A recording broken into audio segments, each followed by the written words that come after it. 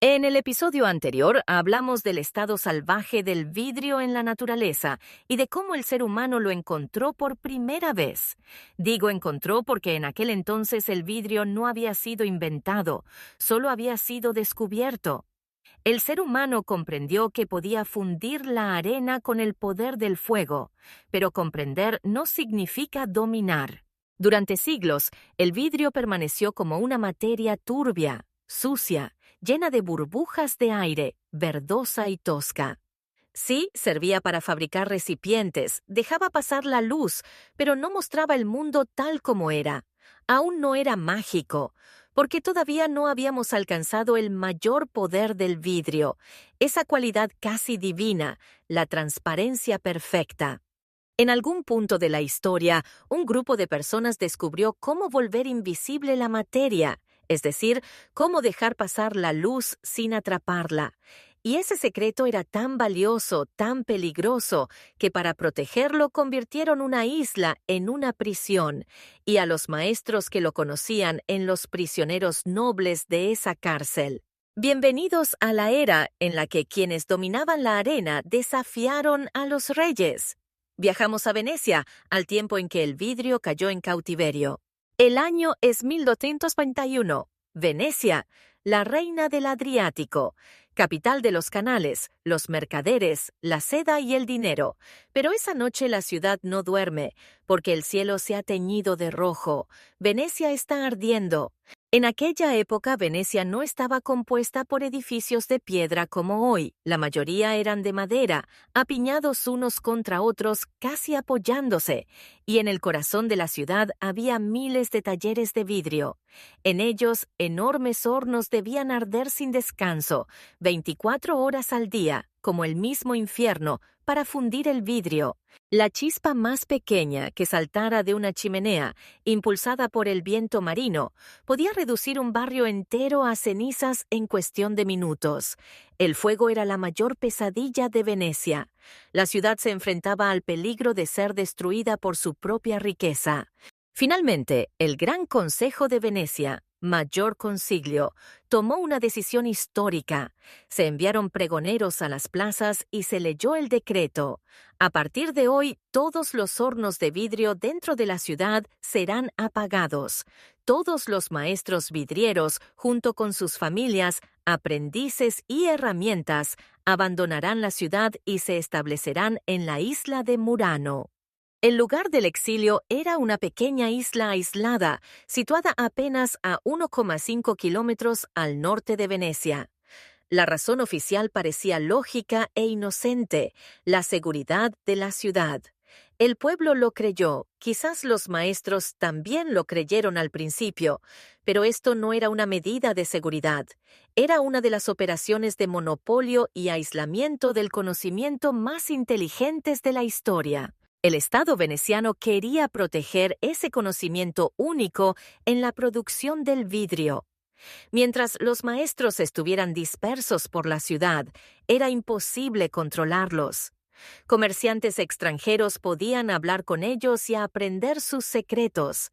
Pero si todos eran reunidos en una sola isla, entonces esa isla podía convertirse en la prisión más rentable del mundo.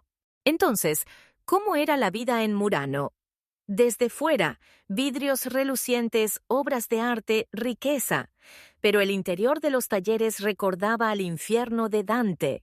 La maestría del vidrio no era un oficio romántico como los delicados jarrones que hoy vemos en las vitrinas de los museos. Era una artesanía dura, peligrosa y mortal, que exigía dolor físico y una paciencia extrema.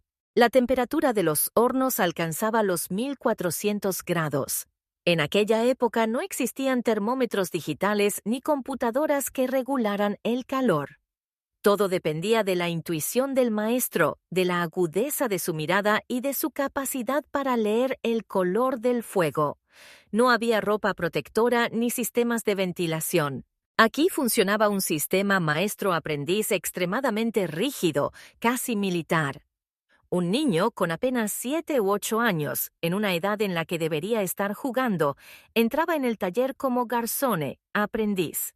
Su tarea era simple, pero agotadora: alimentar constantemente el horno con leña. El fuego jamás debía apagarse. Los niños eran como guardianes apostados en las puertas del infierno. Sus manos se llenaban de callos al cargar madera, sus ojos ardían por el humo y sus pulmones se llenaban de hollín desde una edad temprana. Tras años de ser forjados en ese calor, si sobrevivían y tenían talento, se convertían en servente oficial. Pero la verdadera prueba era llegar a ser maestro. Ser maestro significaba entregar la mitad de una vida, soplar vidrio. Ese acto aparentemente simple es, en realidad, una violencia contra la anatomía humana. Los maestros giraban pesadas masas de vidrio fundido en la punta de la caña usando solo su respiración. Los músculos del rostro se deformaban, los pulmones colapsaban al inhalar aire ardiente y la exposición constante a polvos químicos, arsénico, plomo, hacía que muchos murieran jóvenes o quedaran ciegos. La belleza única del vidrio veneciano se formaba con el aliento robado a la vida de los maestros. El vidrio se alimentaba de vidas humanas. El Estado sabía muy bien cuán valiosos eran ese sacrificio y ese conocimiento, por eso otorgó a los maestros de Murano derechos que no se concedían a ningún otro trabajador en el mundo. Un maestro vidriero era considerado parte de la nobleza. Tenía derecho a portar espada, un privilegio reservado solo a los aristócratas. No eran juzgados, no pagaban impuestos. Incluso la hija de un maestro vidriero podía casarse con el duque o el príncipe más rico de Venecia. Eran intocables ante la ley. Vivían como reyes. Pero las puertas de ese paraíso solo se abrían hacia adentro. Salir estaba prohibido. La isla de Murano era una auténtica jaula de oro. La República de Venecia temía tanto la fuga de secretos que encargó esta tarea a su rostro más oscuro, el temido Consejo de los 10. Council of Ten. Este consejo era el servicio secreto, la agencia de inteligencia de Venecia. Por toda la ciudad había buzones de denuncia conocidos como las Bocas del León. La ley era clara. Si un maestro vidriero abandona el territorio veneciano, será considerado un traidor. Si un maestro se atrevía a huir, primero su esposa y sus hijos que permanecían en Venecia eran arrojados a prisión. Si el maestro no regresaba, entraban en acción los asesinos profesionales del consejo. París, Londres o Estambul. No importaba dónde se escondiera, sería encontrado y silenciado, generalmente con una daga clavada en la espalda, marcada con el sello de Venecia. El mensaje era claro: el vidrio se rompe, pero el secreto de Venecia, es decir, nuestro monopolio, jamás. Entonces, ¿cuál era ese secreto por el que se moría y se organizaban asesinatos? En el mundo entero se hacía vidrio. Egipcios, romanos, sirios, todos tenían vidrio, pero el suyo era turbio, verde, amarillento. El secreto de Venecia era la invisibilidad. La arena natural siempre contiene óxido de hierro. Ese hierro le da al vidrio su característico color verde botella. No importa lo que se haga, ese tono no puede eliminarse. La luz, al atravesar el vidrio, choca con los átomos de hierro y es absorbida. Pero en el siglo XV, el genio de Murano, Angelo Barovier, utilizó un conocimiento ancestral proveniente de la alquimia. Molió guijarros de cuarzo blanco traídos de los ríos del norte de Italia y añadió un mineral muy especial y secreto: manganeso. Esto era auténtica magia química. El manganeso neutralizaba el color verde del hierro durante la oxidación, cancelando los colores entre sí. ¿El resultado? Un milagro. Lo que salía del horno parecía agua congelada, incoloro, liso, transparente. Lo llamaron cristallo. Por primera vez en la historia, la humanidad había creado un material por el que la luz podía pasar en un 99% sin distorsión. Copas que no alteraban el color del vino, espejos que mostraban el rostro tal como era. Esta transparencia otorgó a Venecia un poder y una riqueza sin precedentes. El vidrio ya no era solo un material, se había convertido en un símbolo de estatus y poder. Si un cáliz de cristallo estaba sobre tu mesa, eras igual a los reyes. Venecia disfrutó de este monopolio durante siglos. Todo el oro de Europa fluía hacia la ciudad, hasta que apareció una potencia tan ambiciosa y arrogante como ella, Francia y el rey Sol, Luis el XIV.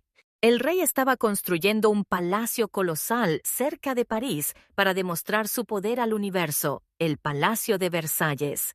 Y en el corazón de ese palacio exigía una sala sin precedentes, el Salón de los Espejos, Galerie des Glaces. Un corredor de 73 metros de longitud, cubierto por 357 espejos gigantes. Hoy nos miramos al espejo cada mañana y nos parece algo normal, pero en aquella época el espejo era el objeto más caro y tecnológicamente avanzado que una persona podía poseer.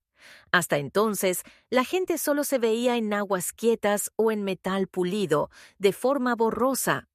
Verse con claridad era un impacto psicológico que transformaba la percepción del yo, una magia reservada a los reyes. Venecia se negó a vender espejos a Francia, quería proteger su monopolio. Entonces, el ministro de Finanzas francés Jean-Baptiste Colbert inició la primera gran operación de espionaje industrial de la historia. Agentes franceses se infiltraron en Murano disfrazados de comerciantes. Buscaron maestros descontentos, endeudados o resentidos con el Estado. Les ofrecieron riqueza, títulos y, sobre todo, libertad. Y finalmente, el dinero venció al miedo. Una noche, varios maestros fueron sacados en secreto de la isla en embarcaciones. Cuando Venecia se enteró, estalló el caos. Amenazas, cartas envenenadas, muertes sospechosas en las calles de París.